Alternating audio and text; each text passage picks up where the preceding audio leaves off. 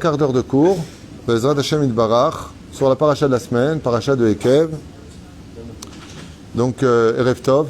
Erev Tov. Hashem Hashem Naaseh Venasliach, que tout ce qu'on fasse soit toujours avec beaucoup d'humour, mais les Shem Shamaim, toujours avec le sourire, ça veut dire. On est aujourd'hui le jeudi soir 29 du mois de juillet et le Kafalef, puisqu'on est déjà passé au lendemain, du mois de Av, Bezrat Hashem Yitbarach. Shiur. Acheter brièvement par. Il faut s'organiser au niveau du portable. Tout n'est pas à la même place.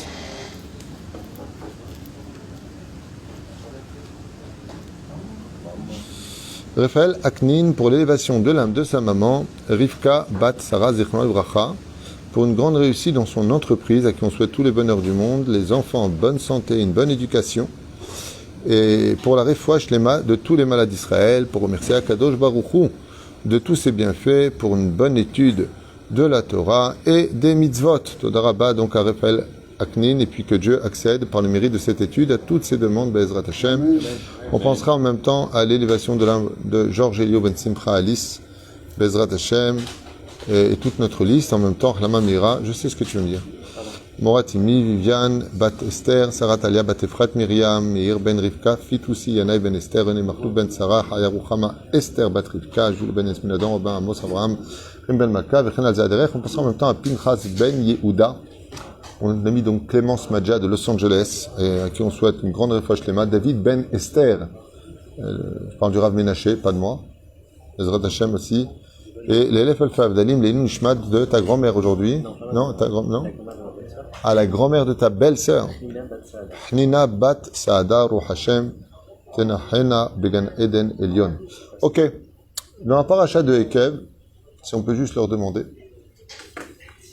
quand on sera dans le Binyan, si Dieu veut, prochainement, il y aura plusieurs pièces pour pouvoir étudier, parler.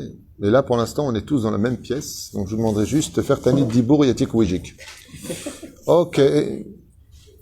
J'aimerais revenir, avec l'aide d'Hachem, sur un mamar du Rav Yonah Metzger, par rapport à cette paracha qui nous reprend, par rapport à la semaine dernière, Vaïtranan, où il y a Ve'afta et Hashem Elokecha, Bechol Levavecha, Uchron Nafshecha Promodecha.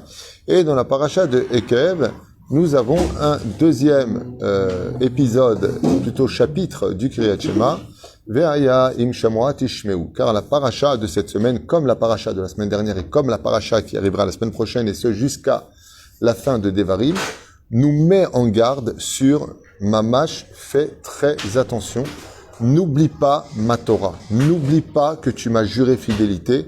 Sinon, malheureusement, tu vas t'occasionner des problèmes sur ton chemin qui viendront de ta propre bêtise parce que qui alachta leshrirut libera, c'est-à-dire parce que tu as suivi les pulsions de ton cœur avec je fais ce que je veux, je dis ce que je veux, je vais où je veux, je.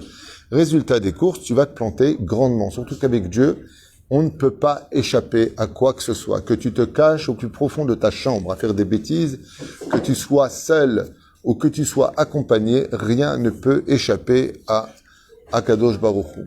Que ce soit par la pensée, que ce soit par la parole, que ce soit par l'action, de ton vivant ou de ta mort, on ne peut pas échapper aux yeux d'Hachem, on peut pas échapper à ce que l'on a fait dans sa vie. Tout est beaucoup trop puissant pour nous, pour qu'on puisse même comprendre de quoi est-ce que l'on parle. Ça veut dire que c'est tellement sous contrôle qu'aucun film le plus fantastique et science-fiction ne pourrait pas du tout comprendre à 0,001% combien la perfection du jugement divin va loin. On ne se rend vraiment pas compte. Je vous le dis avec cool comme ça, mais je le pense à un très haut degré. On peut pas échapper à quoi que ce soit. Et le pire, c'est que tout se paye. Donc, comme Dieu nous aime, et que le but de la création du monde, c'est d'acquérir notre monde futur par des mérites acquis par l'intermédiaire de la Torah et des mitzvot, chose que tout le monde a bel et bien compris. Maintenant, il va falloir le réaliser. Donc, pen tishkach et adevarim aele. D'une part, qu'une personne dise, bekochi votsem yadi asiti et achaylaze, c'est par ma force et mon bras que j'ai réussi à faire ça. N'oublie pas l'Éternel, ton Dieu. En d'autres termes, oui, tu aurais pu penser que tu es choutaf avec Hachem, mais ne crois pas que choutaf veut dire que tu es associé avec Hachem quand tu deviens médecin, que tu soignes une personne. C'est le médecin qui l'a soigné, on dit merci au médecin. Mais que le médecin n'oublie jamais que grâce à l'esprit que Dieu lui a insufflé, grâce au fait que les médecins qui sont partis en prison, ils ont fait des fashlots, ils ont fait des rachlanout, comme on dit, que tu veux? Qu'est-ce que tu veux me donner à boire? Non? Rien. Donc, il y a, merci beaucoup, Meir, il y a des médecins qui sont en prison aujourd'hui. Et alors, pourtant, c'est des médecins. Et ils disent, j'ai pas eu de chance ce jour-là, je sais pas ce qui m'est arrivé, j'étais pas concentré. C'est un cadeau, erreur médicale, erreur de tous les métiers du monde, de tous les corps de métier. Il y a des gens qui ont été ébénistes toute leur vie. Et je connais une personne qui s'est coupé carrément, que je repose son âme à l'époque, il s'est carrément coupé tout le pouce. Et pourtant, c'est un professionnel, ok? Que je repose son l'inissime. Il s'est coupé tout le pouce, d'accord? Donc, qu'est-ce qu'il a dit quand il est parti à l'hôpital? Il a dit, je sais pas ce que j'ai fait à Hachem aujourd'hui, ou le Jgia Halay. Je dis à Taïbanadam Khazak, tu es quelqu'un de fort. Il a compris que tout son travail, c'est à quel jour qu'il le donne. Il y a des gens qui travaillent très peu, qui amassent beaucoup d'argent. Des gens qui travaillent beaucoup, et ils ont plus de dettes qu'autre chose. Donc, on voit par là que, Béhémet, c'est pas le travail qui t'apporte la bracha, c'est pas, bien sûr qu'il faut travailler, bien sûr qu'il y a une ishtadlout. Mais n'oublie pas. Ce message-là est non seulement un message universel qui ne s'adresse pas qu'aux juifs, les goïms aussi. Les non-juifs ont aussi, goïm veut dire non-juif, nation veut dire. Faut qu'il n'y ait pas d'aspect péjoratif dans les oreilles et de fausses traductions. Mais il faut savoir que tous autant qu'on est, on n'a pas intérêt à oublier qu'on n'est que des créatures et qu'il n'y a qu'un seul créateur. Il n'y a pas de triologie dans le ciel, il n'y a pas d'Olympe, il n'y a pas de Zeus, il n'y a pas de je sais pas quoi. Il y a juste simplement quelque chose qui nous dépasse de très loin et qui est à l'origine de toutes les créations, y compris de tous les mots que l'on connaît. Parole, immensité, infini, tout ça fait partie du défini de Dieu. Dans la paracha, donc je reviens maintenant au vif du sujet pour pouvoir continuer, on nous met en garde, pas simplement sur le fait que tu sois quelqu'un de réussi, mais que tu dois transmettre, c'est-à-dire que le challenge du peuple d'Israël, ce n'est pas simplement d'être soi-même quelqu'un de réussi, mais de transmettre à la génération qui naîtra après toi, donc tes enfants, ou, comme le disent les Chachamim, je vais étudier ça à l'époque, une bête à Knesset où il n'y a pas d'enfants, c'est une synagogue morte. Pourquoi appeler ça comme ça? Il dit, c'est pas shoot, parce que quand vont mourir les vieux, il n'y aura plus personne derrière. Donc, s'il n'y a pas à qui retransmettre la Torah, c'est pour ça que Arsinaï, Dieu a voulu comme garant les enfants, et non pas ni les femmes, ni les hommes, ni les vieillards. Dieu a voulu les enfants parce que la garantie de l'éternel message de la Torah à transmettre, la transmission de la Torah, passe par l'homme à ses enfants. Alors, qu'est-ce que va nous livrer le Kiryat Shema, justement, qu'on fait le matin, qu'on fait le soir, qu'on va endormir? On va essayer d'apprendre un petit chidouche, Bezrat Hashem, très sympathique. Deux grandes questions vont se poser dans ce qu'on va étudier maintenant à propos du Kiryat Shema que vous étudiez tous les jours, que vous dites tous les jours. D'accord? Pourquoi, Dafka, je prends cette partie de Ve'aya im Shamoa, Ve'aya bilshon simcha, im Shamoa, Ve'aya im Shamoa tishmon zota Hashem, Dieu va donner leur pluie en leur temps, tu auras une bonne parnassa, tu auras de beaux enfants. Akadosh te prend en main personnellement pour que tout soit parfait dans ta vie, et à l'échelle générale du peuple d'Israël, vous faites la Torah et les mitzvot. Très bien, ça on le sait tous. Mais, attention, ne fâche pas Hashem, Hashem. Dieu peut aussi se mettre en colère, fais attention, ne le provoque pas. Pourquoi? Et là, il te coupe les robinets, c'est marqué noir sur blanc. Hashem, Vatsar et Hashamaim. Vatsar et Hashamaim. Dieu stoppera le ciel. Qu'est-ce que ça veut dire? Il stoppera le ciel. Au niveau de la Gemara dans Ta'anit, c'est il stoppera le ciel, il n'y aura plus d'abondance de pluie, donc Gashmiut, Geshem, qui veut dire Gashmiut, en d'autres termes, et ça peut toucher la santé, et pire encore, il ferme le ciel, c'est-à-dire que quand la personne elle meurt, elle n'a même pas d'accès pour pouvoir monter au-delà. C'est-à-dire que la Torah, elle est claire.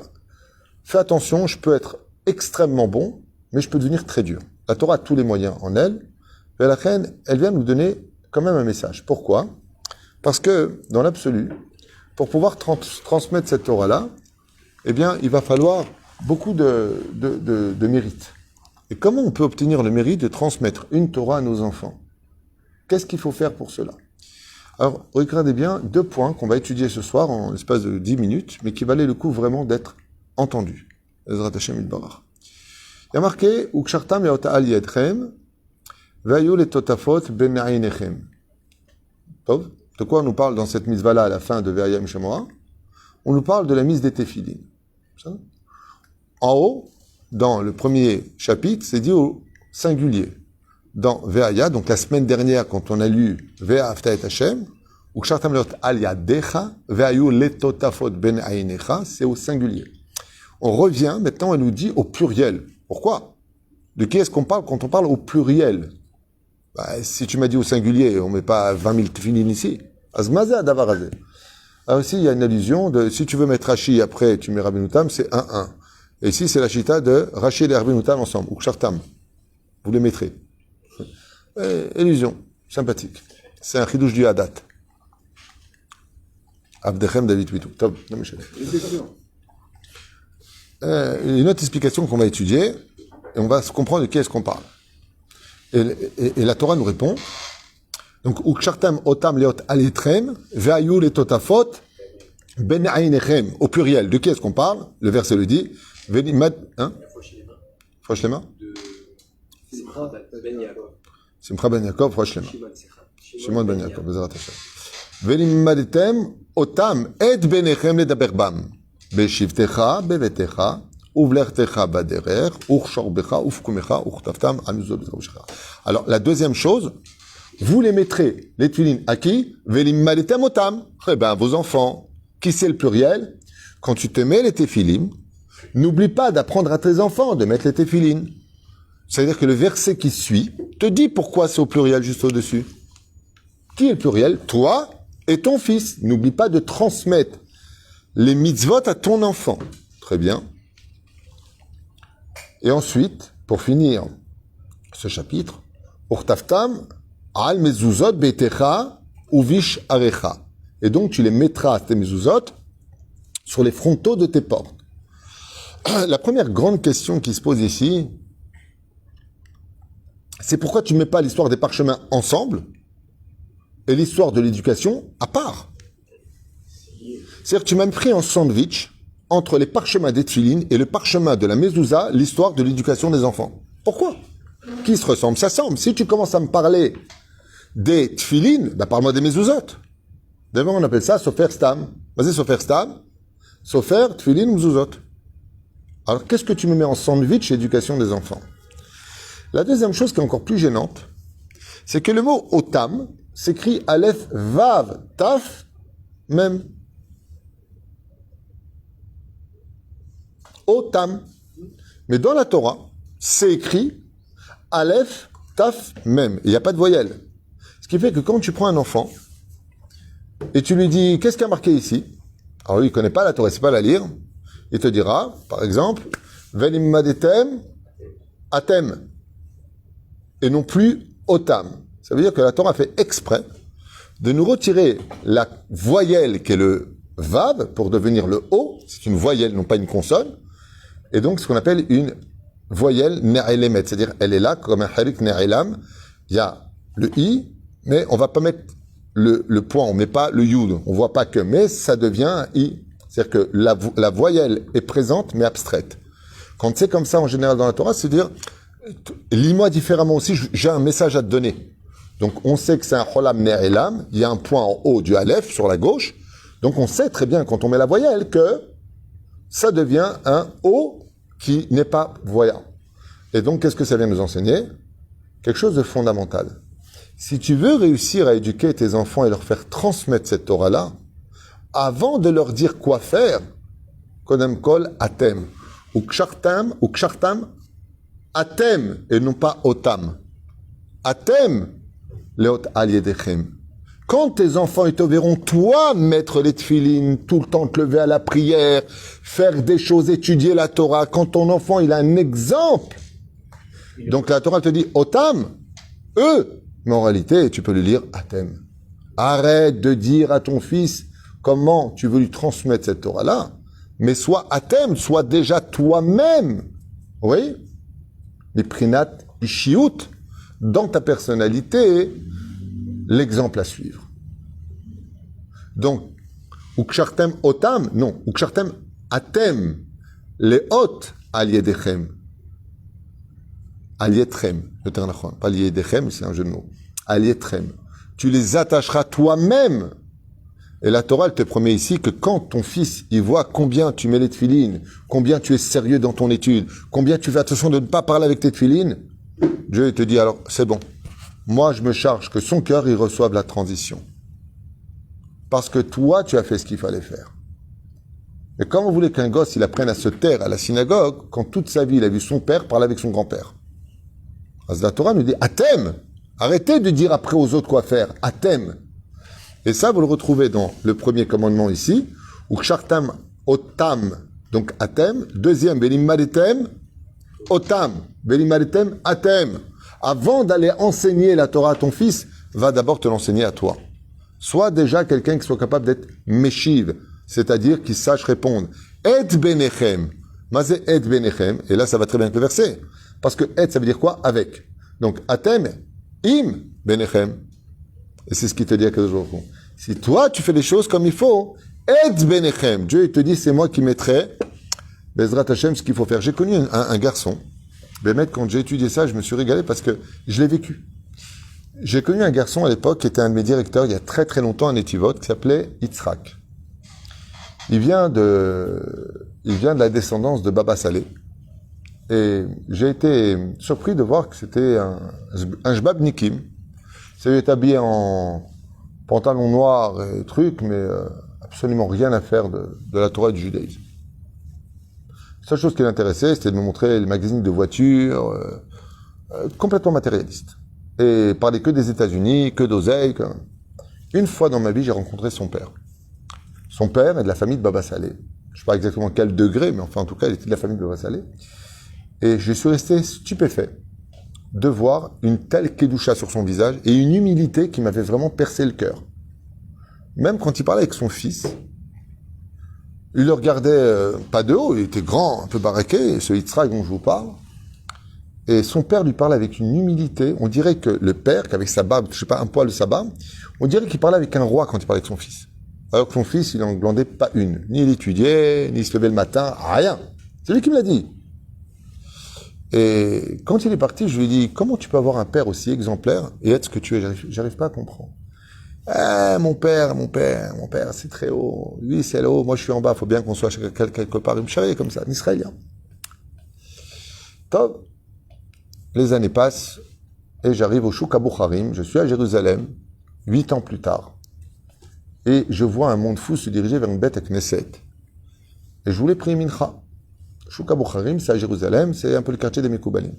Et j'entends le son d'une voix qui me dit quelque chose. Je rentre dans la bête à Knesset qui était archi bondée d'Israéliens qui écoutaient un shiur d'un très grand rave. Et en mettant la tête comme ça, je reconnais à peine, parce qu'il avait une barbe importante, mon fameux pote Yitzhak, qui parle avec une humilité et un taux de connaissance en Torah qui m'a laissé bouche bée. Il était capable de citer des références de Torah, des questions. Ma mâche coule de source.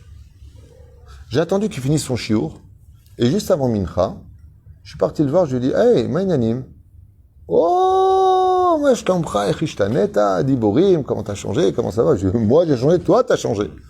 Ma karatasbir, il m'a effoiré. Je lui ai dit, elle est où la Mercedes, et la BMW, elle est où? Et il m'a regardé comme ça, il m'a dit, écoute, tu sais, Shabbat Sheli Niftar, il dit, c'est que mon père il est mort. Un an après qu'il t'ait vu, il te rappelle quand tu es à la boutique, il est mort un an plus tard. Et je ne sais pas pourquoi, mais toute sa Torah, tout ce qu'il était m'a pénétré. Et aujourd'hui, je remarche sur ses pas à lui. Je lui ai dit, d'après toi, c'était quoi son secret? Il m'a dit, mon père nous a donné que l'exemple. Par exemple, quand il voulait que je mette de la tzedaka, dès que j'arrivais, il se levait et mettait de la tzedaka. Il a accompli, ou kshartem, atem, lo, otam. Il ne va pas simplement leur dire à eux, fais-le toi aussi. C'est la première question, et c'est la première règle. La deuxième question, qui est encore plus explosive, qu'on a dit tout à l'heure, pourquoi tu me mets l'éducation au milieu de deux parchemins, celui des Tfilin dans le verset précédent, et celui des Mezuzot dans le verset qui suit? Lama. Donc, Ukshartem otam leot alietrem v'ayu letotafot ben ainechem, les Tfilin de la tête et du bras et de la tête. Ensuite, velimadetem otam et benechem ledaber bam beshivtecha bevetecha uvlertecha baderech ushrabecha uvkumecha. Donc, dans ta maison, sur ton chemin, quand tu te lèves, quand tu te couches, la totale. Et ça finit, urtaftam al mezuzot vetecha visharecha. Ici, il y a un message extraordinaire, Bémet, pour l'éducation qui est encore plus grand. Un Sefer Torah, quand il a une erreur dans une lettre, qu'est-ce qu'on fait? Il est pas sourd, mais on peut le réparer. À Sefer Torah, on peut le réparer. Pourquoi? Parce qu'il représente les 600 000 âmes du peuple d'Israël. Ce qui fait que tant qu'on est un peuple, même s'il y en a parmi nous qui sont impurs dans leur façon d'être, en tant que nation, on peut toujours très vite se réparer à l'image du Sefer Torah. Mais par contre, les mezuzot et les tefilines sont individuels. J'ai mes tefilines, tu as tes tefilines, il a ses tefilines. J'ai ma mezouza, et ma mezouza, c'est la tienne ou la mienne? C'est la mienne, et la tienne chez toi, c'est la tienne. Tu vas pas mettre ta mezouza sur ma maison. Donc, il y a une question ici d'individualisme et une question de nationalisme. Ce qui fait qu'un Sefer Torah, quand il y a une lettre qui va pas, on gratte, on répare et on arrange. Mais qu'est-ce qui se passerait pour des tefilines ou pour des mezuzot? Ah bah, c'est que quand, Ras Veshalom, il y a un problème, eh bien, tout est pas soul. De là, ça vient te faire comprendre que l'éducation, elle doit être comme les tefilines et comme la mezouza. Que la moindre erreur, elle peut être fatale dans l'éducation. La moindre erreur. C'est pas comme le Sefer Torah. Sefer Torah, il y a une erreur dans l'éducation qui a été commise à l'échelle nationale. On peut l'arranger. On a eu pire que ce gouvernement pendant des décennies. Avalam Israël, il est toujours resté à l'échelle nationale. Malgré tout, le peuple revient très vite à sa source. On fait semblant de partir, hop, et on revient encore plus fort. Aval, à l'échelle individuelle, il y a des gens qui se sont complètement perdus. Parce qu'à l'échelle individuelle, ils n'ont pas su être vigilants, comme celui qui va écrire des téphilines ou des mezuzot. Parce que si là-bas, il a fini sa mezouza, ouais, et puis qu'on découvre plus tard que le dibar tabam, par exemple, que le bet touche le même, bam, c'est bet même, contre Bereshit, première lettre de la Torah écrite, même, mais ematai de la Torah orale. Donc tu dois apprendre à ton fils Torah écrite et Torah orale. C'est ça. Alors qu'est-ce que ça vient nous apprendre? Ça vient nous apprendre que si là-bas, les mezuzot, les filines, ils sont impurs, ils sont pas cachers, il faut recommencer le parchemin. Il faut recommencer tout le chemin de l'histoire. Et la reine, Akadosh Baruch Hu a fait en sorte de placer, quand il s'agit de l'éducation, entre deux parchemins. Pour nous dire, regarde ces parchemins-là. C'est pas comme le parchemin du Sefer Torah. Ces deux parchemins-là, dans l'éducation, on peut pas se permettre la moindre mauvaise fréquentation. On peut pas se permettre la moindre chose. Bon, ça va, laisse-le voir une chose infime. Ça peut tout. Ça veut pas dire qu'il faut avoir une éducation main de fer. Mais c'est-à-dire, ça dépend du niveau que tu veux pour ton fils. Mais pour vous donner un exemple de Baba Saleh. Baba Saleh, il a eu Baba Meir. Il a eu Baba Eleazar. Il a Baba Baruch, chez Yechie. Les tzadikim, de leur niveau à eux, je voudrais vous expliquer quelque chose que j'ai lu dans son livre. Un jour, Baba Saleh, à la Vache Shalom, il avait froid. Il a demandé à son shamash, Rabbi Elio Al-Fassi, de lui apporter une couverture. Quand il lui a apporté la couverture, c'est une couverture qu'il venait de recevoir en cadeau, le Rabbi Elio Al-Fassi. Donc il a voulu l'apporter à Baba Saleh. Il a à peine posé sur Baba Saleh que Baba Saleh s'est levé tout de suite, il l'a jeté par terre. La main. Vous n'allez pas me croire. Je parle de Baba Saleh. Parce qu'il y avait des dessins de nounours sur la couverture. Et Baba Saleh a pris tout de suite, il l'a jeté. Alors Rabbi Elio Al-Fassi lui a dit, Torah batil ilmod, je suis venu apprendre de la Torah, pourquoi vous avez fait ça? Il lui a dit, parce que les ours, c'est un animal impur, qu'est-ce que tu mets ça sur moi? Alors, c'est un dessin, tu vois pas le drame. Au niveau de Baba Saleh, ça peut être une perturbation au niveau de son esprit dans l'étude de la Torah. À son niveau à lui. Je parle de Baba Saleh. Si chez nous il met des dragons, de toute façon ça changerait rien. Nous-mêmes on est devenus des dragons. Donc, qu'est-ce qu'il y a? Ça là. Je me souviens, une fois, Moshe Shai, Shem Choto, son père il vient me voir un jour. Et il me dit, mon fils, Moshe Shai, il n'arrive pas à dormir. Il est perturbé toutes les nuits. Moshe Shai, tu es ici présent? Zanachon ou Lonachon? Tu te rappelles? Tu étais jeune. Je lui dis, il n'arrive pas à dormir où? Dans quelle chambre? Il m'a dit, dans la sienne. Je suis arrivé là-bas, je lui ai dit, est-ce que tu me fais confiance? Il m'a dit, tout ce que vous ferez, je fais. Je lui ai arraché tous les Walt Disney de sa chambre. Je vais tout arracher. J'ai tout mis à la poubelle et je fais un tikkun sur place. Jusqu'à aujourd'hui, à Chatayashen, Metsuyan. C'est bien. Kachaya.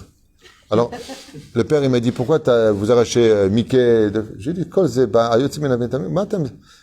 achète-lui le Hafetz Chaim, achète-lui le Ben Ishraï, mets des photos de tzadikim. Zé Remez. Tu vois ton parchemin. Si c'est pas un parchemin qui est cachère, s'il n'est pas bien fait, ton écriture, elle reste pas.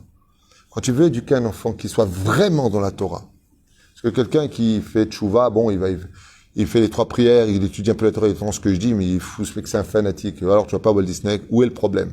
D'accord. Walt Disney, ça empêchera, je te le promets, ton fils de devenir un très grand en Torah. Je te le dis. Je te le dis. Les dessins animés où on apprend que les animaux ont plus de valeur que les humains, ça a donné que les Allemands, les SS, vous savez qu'un des meilleurs amis d'Hitler, c'était Monsieur Walt Disney lui-même, qui est le financier. Vous saviez ça? Et c'est pour cela qu'il a créé les zoos les plus importants où on devait honorer plus les animaux que les humains. Et qu'il a mis les chiens au-dessus des juifs. Ça? Juste que vous sachiez un petit peu la vérité. La reine, c'était la première devise. Faire attention. Maintenant, pour reprendre ça, vous avez remarqué quelque chose. Cette alliance dont je vous parle, elle existe pour le Shabbat. Si regardez dans le texte, on revient un petit peu. Regardez. Beshorbecha, slicha. Velimaletem otam l'benchem medaber bam beshivtecha, beshivtecha quand tu t'assois, bevetecha quand tu te lèves, uvlertecha vaderech sur tous tes chemins, urshorbecha uvkumecha quand tu te shochev couche et quand tu te lèves. On a 3 conditions ici. Il y a une alliance qui a été faite avec les enfants d'Israël. Je finirai juste avec ça, que vous connaissez par cœur. C'est une alliance immuable. Brit Melach. On ne peut pas s'en défaire. C'est le Shabbat. Et regardez bien comment c'est marqué. Veshamru, Bene Israël est à Shabbat. La'asot est à Shabbat, le Dorotam, Berit, Olam. Donc une alliance éternelle. Beni Uven, Bene Israël, Ot Hi le Olam. Et cette alliance, nous dit Dieu, elle est entre moi et qui? Et mes enfants. De quel enfant il parle? Vada qui parle de Israël dans le Pshat. Mais de qui il parle? Avec tes enfants à toi.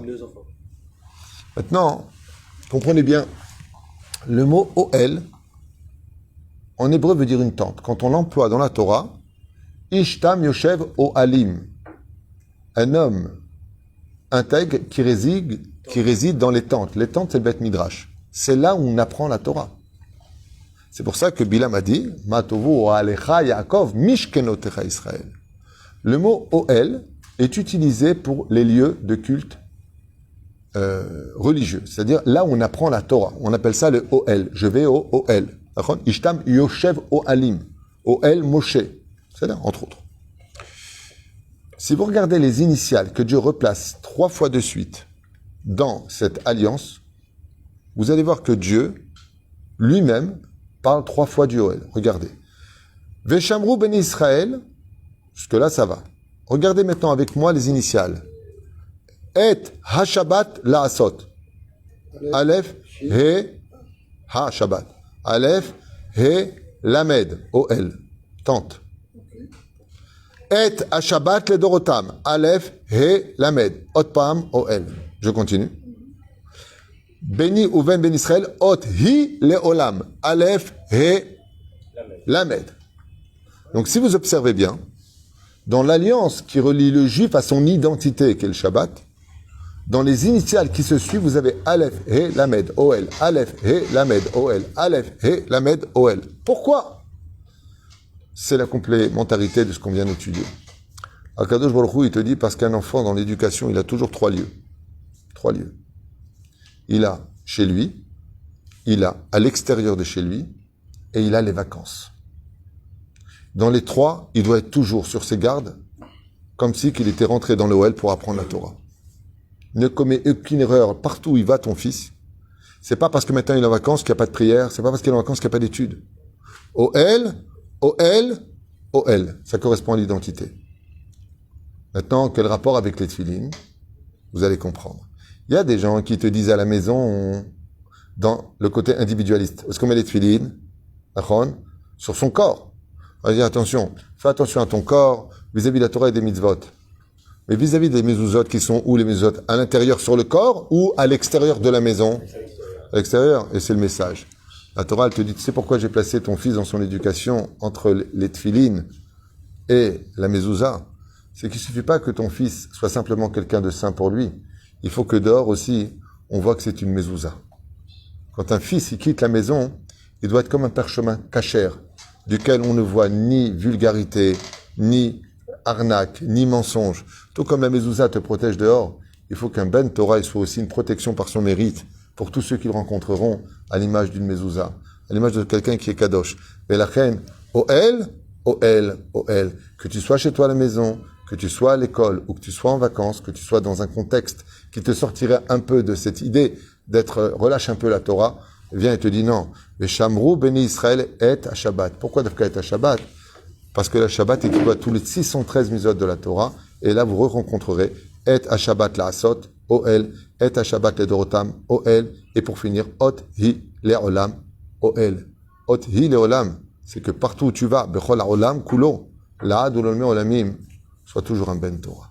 Sois toujours quelqu'un dans l'éducation, à faire attention qu'il y a que des parchemins qui peuvent se réparer, il y en a d'autres qui ne peuvent pas se réparer. Et dans le domaine de l'éducation, il faut être extrêmement vigilant, parce que la racine de l'éducation, même si après l'enfant, chas v'sham, il tombe, si la racine elle est bonne dans l'éducation, il revient tôt ou tard à l'image de ce Yitzhak qui a fini par donner le sourire à son père, qui a dû certainement jeûner et pleurer pour que son fils fasse une grande teshuva. Et je peux vous dire que quand je l'ai vu, j'ai revu son père. Il avait la même lumière que son père et la même humilité. Pourquoi? Parce qu'il a su l'entourer d'un exemple à suivre et non pas de celui qui donnait des ordres en restant toujours à stagner au même niveau. Baruch Adonai l'olam amen.